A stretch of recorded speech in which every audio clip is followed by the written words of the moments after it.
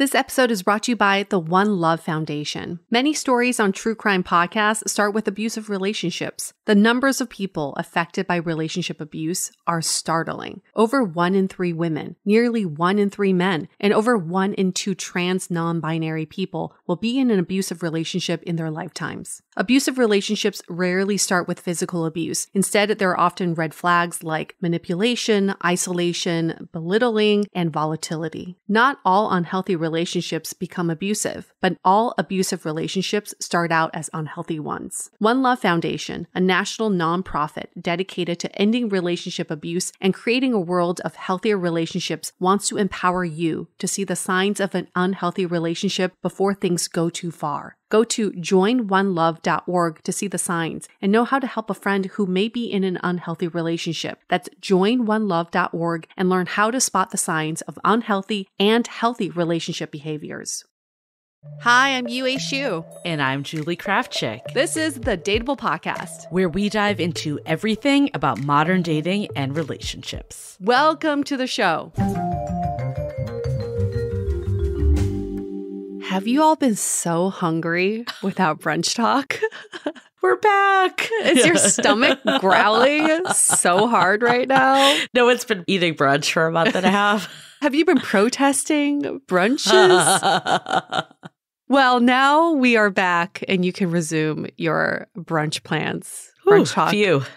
Is back with a vengeance. Welcome to a brand new season of Brunch Talk, where we answer your dating questions about whatever you may be facing in dating, all your dating conundrums or whatever's on your mind. These are all crowdsourced, and we try to answer as many as we can to the best of our ability. We use our own experiences as well as our observations from 7 years of doing this damn podcast. We've talked to many, many daters, and we've seen lots of behavior patterns. Yes, we have. And, in this off season, we have accumulated quite a bit of brunch talk entries, which is exciting. But that doesn't mean that you still can't send yours. So you can go to our website, submit your brunch talk questions. You can also DM us on Instagram at Dateable Podcast. That's our handle. So go there, DM us. We love the questions. Keep them coming. And don't worry if you think, oh, maybe they've already covered this. It feels like such a simple question. Send it anyway. Yes. Because a lot of the questions are different variations. Again, we try to make these questions, when we reread them, we try to generalize them more so it can apply to more of you. But send in those questions and we'll be sure to answer them. But I have been missing brunch talk. I'm not going to lie. There was actually some questions in the off season that I was like, could I make this into a brunch talk? Could I ask us a question? Could I ask us? I know, like when a friend will ask you something and you're like, let me put this away as a topic. Yeah, right. Asking for a friend, always. There's always something that comes up. When we talk to people about our podcast, I feel like the number one question is always like, do you ever run out of topics? Do you ever run out of things to say? No. It's always something new. Always. It is quite amazing when you think about it. Because 7 years. I think the other thing that's interesting is we always think that we're alone in what we're going through. Mm-hmm. And that's why I love these two is send it in. Probably 100 other people are feeling the exact same way. I just made that number up. It might be way more than 100 people. But 100 million people. 100 million people. But someone is feeling the same way. I think that is absolutely for sure. This is also just to get a little deeper about this. It's us as humans. It's that a lot of times we think we come up with these unique ideas and unique thoughts. Fortunately and unfortunately, no, none of our thoughts are actually unique because your thoughts are based on what you've seen and what you've heard, what you've learned. So it's already been out there in the universe. I guess as like the sucks as a content creator because you're never coming up with something super unique. But as a person going through a problem, just know that you are going through this because it's been out there before. Yeah. Other people are going through it. And it's okay sometimes not to know what to do in a situation. Yeah. And even Yue and I, there are times in our personal lives that we're like, fuck, what do we do? Like it's easier to dwell out advice than when you're in the thick of it. So remember that as you're sending them in, there's there's no like nothing wrong that you can solve this yourself. Sometimes it's just getting other perspective, and that will help you see the light of how you can approach something. That's the key word, perspective. We're not here to offer one and done solutions. We're just offering you perspective so we can have a nice discussion about what's going on. And hopefully you can see things a little differently. Yeah. Like we all can. So that being said, shall we get into this week's topic? Because it's a good one. When we saw this one come through, we're like, ooh, yeah, we've dealt with this. This is a challenging one because I've certainly dealt with this myself. The question is, any advice on dating someone who values their alone time? And for more context, what this listener wrote in, she values her well-being and wants to get the solitary nourishment of her soul that she needs, like dancing, yoga, etc. But at times I feel neglected, left out, and not a priority. How should I go about this imbalance in our relationship? This is what happens when you bring two strangers together because you spend your time differently. And then when you're trying to have a life together, some of these imbalances are going to be revealed, and that is totally okay. To you, you might be thinking she's spending a lot of alone time. To her, she's just doing the normal time alone by herself, right? Everything is relative. This is why I think it's so important that when you first start dating someone, or even if you're years into a relationship, is you always have a sit down and ask, what is our ideal time spent with each other, alone, and with friends? There is a good compromise in every relationship of how you do that. But if you just let people live their lives in a relationship like they've always done in the past when they were single, you're going to come across these conflicts, and these conflicts have to be addressed right away. She might actually even think she's cutting back. Like she was single. She's like, oh man, I get no alone time anymore. I mean, I definitely am guilty of that. Like, I feel like I'm cutting back, but sometimes it's still not enough. So having the conversation with your partner is so key. I think another big piece is like, how do you define quality time? Because people define that differently. Like, I know one of the things I struggle with is when I'm sitting on the couch with my partner, to me, that's not us like having time together. Right. So I'm like, oh, it's okay if I do work. But he views that more as time together. So how do you like get on the same page of that? And what we've figured out is like we need to make more compromise of, okay, this is a night that we're going to be like together. Maybe that's us watching TV. Maybe it's us doing something else. But I know Tuesday, for instance, is the night that I'm not going to be working because we're going to give each other that undivided attention. But Monday or Wednesday, I might need some alone time. He might need some alone time. That's okay. So how do you start to like make it a little more clear? And I know that sounds like unsexy, but I think having that parameter around it can reduce a lot of this misunderstanding. If you can communicate what you use your time for and why it's important to you, your partner will be more in the know. And in this circumstance, I think it's almost better to first be curious. What does this alone time provide for you? The yoga, the dancing, whatever that may be you're doing alone. What does it provide for you? Why do you prefer to do that alone? Or would you be open to doing some of that with me? I would also like to partake in these things that you really love that feeds your soul. I want to be part of that too. And then you start drawing lines and you start negotiating with each other. Maybe she'll say, oh, actually, I would love for you to do a yoga class with me. That would be really fun. Yeah. But the dance thing, I'm going to do dancing alone, right? I really need to just dance like nobody's watching. I just want to let go. Great. That's a great compromise. Getting curious about why and how they spend their time is really important. And I like how you said, Julie, it's like how you view quality time could be very different too. So it's so important to be on the same page of when we are doing this, that's quality time. When we are doing that, that's not quality time. We're just coexisting together. So then when you divvy up your time throughout the week, you can say, actually, we're spending less quality time together. How can we increase that so that we're fulfilling both of our needs and nourishing our souls together, and then less time of just that coexisting? Yeah, and I absolutely think this listener should express the feeling of neglect because I'm sure his partner does not want him to feel that way. But that on the other side of it, he also needs to recognize her needs too. Because if she's just sacrificing all of her hobbies and alone time, then that's not going to make a happy partnership either. So how do you find what works for both of you? And I love that idea you had, Yue, of like, are there some activities you can do together? Are there some that are better off apart? You sent me this episode that Jay Shetty did about just like, it was like 7 keys to a successful relationship. I forget what the exact title was. Yeah. Something like that. But one of them was time allocation. That was like one of my biggest takeaways from it. Every couple's different. I'll caveat that you should figure out what works for you. But he said for him, and like a good rule of thumb balance was like 2 together nights, 1 together night with mutual friends, 1 alone night, completely alone, and then 1 night with individual friends. And that's only 5 nights, so I'm missing 2.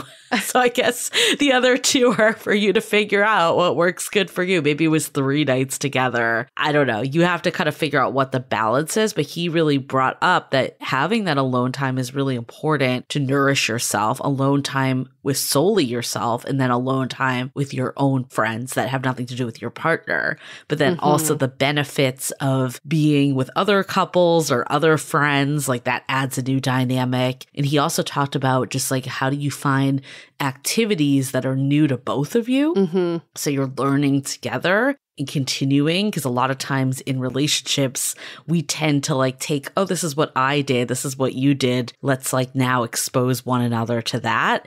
And that's totally important. But how do you also find some new things you can do together? And this is why it's so important to discuss the why instead of making these assumptions. We assume, like, sometimes if someone's like, I'm going to hang out with my friends tonight, you're not invited.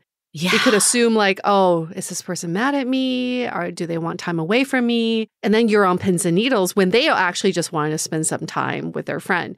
I encountered this at the beginning of COVID when my partner and I found ourselves living together without intentionally discussing it because it was just the circumstances. And he said, I really could use some time apart. Oh, yes. And I took that, remember? And I flipped the fuck out. I was like, I see. You can get all the time you want because I'm going to move back to my apartment and I'm not going to see you anymore. Because to me, I was like, oh, he doesn't want to be around me, right? He's pushing me away. Yeah. I assumed that. Also, the way he communicated that was how I interpreted it. Later, when we cool down and I spent the weekend away from him. I was like he asked, but really I was resentful that whole weekend. But when things settled down and we talked, his idea of spending time apart was not like, let's move out of the space that we live together, but how about we start involving each other in our individual lives and our hobbies, because during COVID, everything was blended. So how can we have more of that divide so I can learn from you, you can learn from me? But ultimately, what he wanted was that we share more of the household duties. That's what it was. He felt like I was a guest in his home and that he had to take care of me. But we were sharing a home together during COVID, and I was not taking on some of those domestic responsibilities. You have to keep digging. You have to keep digging. And it manifests in such weird ways of how people communicate. But maybe what they're saying is actually not what they intentionally meant. The why? You can just keep digging deeper, and then you'll actually figure out what the real need is. Before we keep going into this, let's hold that thought for a quick message. This episode is brought to you by the One Love Foundation. The numbers of people affected by relationship abuse are startling. Abusive relationships rarely start with physical abuse. Instead, there are often red flags like manipulation, isolation, belittling, and volatility. Do you know the signs? One Love Foundation, a national nonprofit dedicated to ending relationship abuse, empowers you to see the signs of an unhealthy relationship before things go too far. Visit joinonelove.org and learn to spot the signs of unhealthy and healthy relationship behaviors. This episode is brought to you by Drizzly. Culture, society. On every street and around every bend lies a world positively overflowing with both. But sometimes we can all use a night in. removed from the endless spiral of chaos and absolute nonsense that waits outside our doors. And for those nights, there's Drizzly, the #1 app for alcohol delivery. With Drizzly, you can shop local stores and compare prices on the biggest selection of beer, wine, and spirits. Then get your favorite drinks delivered to your door in under 60 minutes, all from the comfort of your couch. Because society is great, but it doesn't have your couch, and it's windy out. And you forgot your jacket. And oh my God, look at that line to that place. Are you serious? So download the Drizzly app or go to drizzly.com. That's DRIZLY.com today. What if we told you that your person is right around the corner? You may have heard us talk about our Finding Your Person program, and the response has been overwhelming. We have relaunched the program this week, but spots are limited. Listen, we get it. Modern dating can be incredibly difficult. After one too many bad dates, you may even question if this is all worth it. Sometimes you're really sick of swiping and desire a real connection. And sometimes you feel like you have every other aspect of your life figured out except for your love life. We hear you and we see you because we've been there ourselves. By talking to thousands of daters over the last 7 years of doing DATEABLE, we've been able to pinpoint exactly what helps people find their person. It's 3 components: positivity, reflection, and action. And together, it's what we call the positive refact method. In our Finding Your Person program, we walk you step by step through the method, prepping you for your person who is just around the corner. Registration is now open until February 19th. We recommend signing up before the deadline because we will sell out. Just head to findingyourperson.com to learn more. Something interesting came up for me recently. Like, my partner and I had been traveling for 2 weeks over the holidays. So we've been doing a lot. And I was going to go out with one of my friends when we got back. And I remember just being like, because I knew he didn't have plans. And like, typically we spend Saturday nights together. So it was something that like, wanted to include him. I didn't want it to like leave him alone per se because he didn't have alternative plans. But as soon as I said it, he was like, I need the time alone. Like, I would love for you to go out with your friends and I could just chill myself on the couch and then you come home and you could see me then. And it opened up a lot for me because I think there's also this feeling of sometimes people have differing levels of alone time. If you're extremely extroverted, you might not realize that someone actually thrives in that alone time. And you almost are like solving this problem that doesn't need to be solved in the first place. So that was pretty eye-opening for me. I'm glad that he communicated that too, right? I think that's really hard to do sometimes. People in a relationship feel like when someone wants alone time, it means I don't want to be with you. That's how you translate it. Yeah. And it just means the alone time helps you to experience something on your own. And then when you come back together, you have more to talk about. You can share what you experience. It could improve your quality time together. Absolutely. By spending that alone time. Yeah. And my partner actually made this comment when we were in New York. We stayed at my aunt and uncle's house, and he noticed that all day they did their own things. Like they were in totally different rooms. Yes. Doing their own thing. And then we reconvened for dinner time and they were super like enthusiastic and excited to see each other. And it doesn't mean that you don't have a good relationship if you're not spending every waking hour together. Right. In fact, it actually can improve your relationship if you're getting rejuvenated and you're getting that downtime that you need. So it's a good thing. Alone time is a good thing, but it is a conversation to be had. And while we're focused on people in relationships, even if you're in the beginning stages of dating, this can be such a great conversation to have, even on a first date. How do you like to spend your time when you're in a relationship? Yeah. What's your ideal allocation of time? And what does alone time mean to you? What do you do when you're doing your alone time in a relationship? It reveals a lot about someone. I think we also need to think about like what's sustainable for the long haul too. Yeah. Because at the beginning of a relationship, of course you want to spend every waking moment together. Yeah. And I definitely have had some friends like this. I like purposely was not this person, but you know how like some people will just completely disappear from their friend group when they first meet someone. Yeah. And then they come back months later. And it actually could be a sign that things are maybe healthier later on when they're able to rebalance their lives a bit more. And there is that initial dopamine and excitement of being with someone new. So we're not going to say like, don't expect that ever to happen. But if you're actually going to spend like 30, 40, 50 years with someone, you need to figure out this balance because your whole life is not your relationship. And that's not to diminish your relationship. It just means that you're more of a well-rounded person than that. And let's lean into this idea of neglect. If you are on the receiving end and you feel neglected by your partner because they are spending some alone time or even time away from you, like with their friends, why are you feeling neglected? I can guarantee you it's probably because you don't understand why they're spending their time that way. And you're jumping to conclusions or making these assumptions. Again, your feelings are valid. They are true. You should communicate that, but at the same time, make an effort to understand how the two of you can come to a compromise. I've definitely felt the neglect. I've been in relationships where a partner doesn't communicate that they're going out on a Saturday night. Yeah. Right.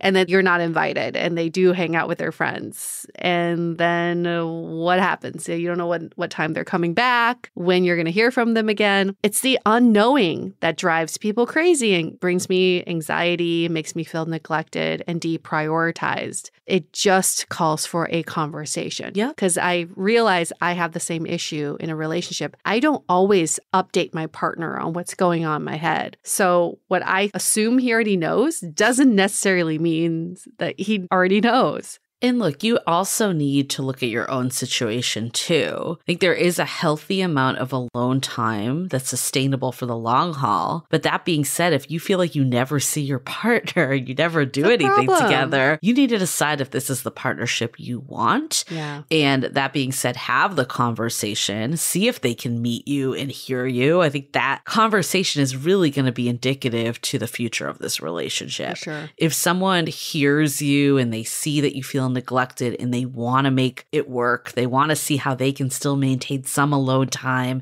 and getting their needs met, but also meet your needs, that's a lot different than someone's just like, oh, this is what I do. This is how I live my life. Yeah. And you might find that this isn't the relationship for you. I think for me, I realized before I got into this relationship, after my last relationship, just being in a relationship wasn't enough. Like I wanted someone where our lives were intertwined. Yeah. And we were living day to day together and spending the majority of our time together. Like I like being with my friends, but I also like when my partner's with my friends and I'm with my partner. I don't think I'd want to have a relationship where I'm only doing my own thing all the time. Mm-hmm. At that point, you question like, why even be in a relationship? And there might be some people out there that love that. So it's really up to you and what works for you, but you need to find a partner that can meet you and is on the same page as you too. Yep. It absolutely has to be negotiated and can't be assumed. And there are also some ways, I think, if you are, let's say, living with someone, that you can create space for your partner. I just spoke to a friend of mine. He's been with his partner for 6 months. She just moved in. And instead of a man cave, she has a woman cave. And she goes in there, watches her Bravo shows, eats the snacks that she likes. And that's like her space, her time. He knows not to interrupt her. Even though they're in the same household, she can still carve out alone time for herself. So alone time could mean so many different things. It could still be like you're in the same space. You just need some uninterrupted time by yourself. I think that is a fear of a lot of people of moving in together, is losing that alone time. Yeah. But that is a big part of it. And maybe you don't have as much space as to have a set out cave for yourself. Like I know for me, I live in a 1-bedroom apartment. But what I'll do is I'll take a walk myself. Yeah. You know, like there's other ways to figure out how to get that. Honestly, that's 10 minutes. 10 minutes to a half an hour walk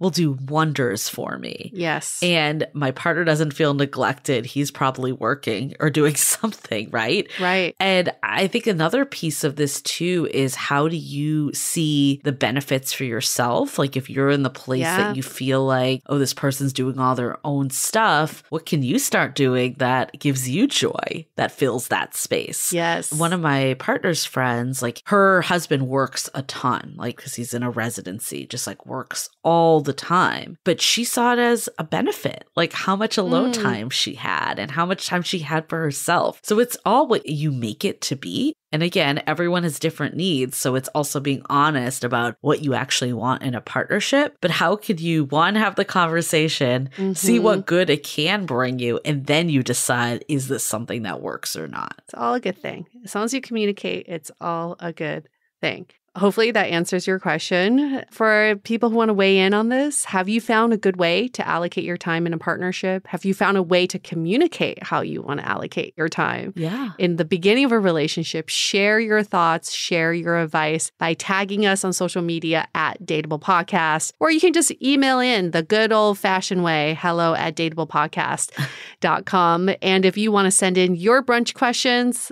again, just email us, hello@dateablepodcast.com, or tag us at Dateable Podcast. Yeah, this was such a good one to kick off the new brunch season, because I think whether you're single or in a relationship, it's totally applicable, because we've heard so many single people say, I'm actually scared to be in a relationship because I'm used to this alone time. So everything is negotiable. In today's world, it's not one size fits all, which actually is a beautiful thing. It is. Many of the partners out there never want their partner to feel neglected.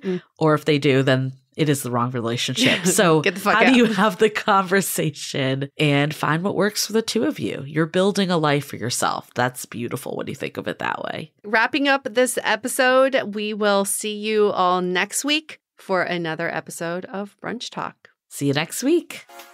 The Dateable Podcast is part of the Frolic Media Network. Find more podcasts you'll love at frolic.media/podcasts. You can follow us on Instagram at Dateable Podcast and visit dateablepodcast.com for access to all the episodes and our premium programs. Also, make sure to subscribe today if you haven't already on Apple Podcasts, Spotify, or your favorite podcast platform, so you are the first to get all the latest episodes. And most importantly, stay dateable.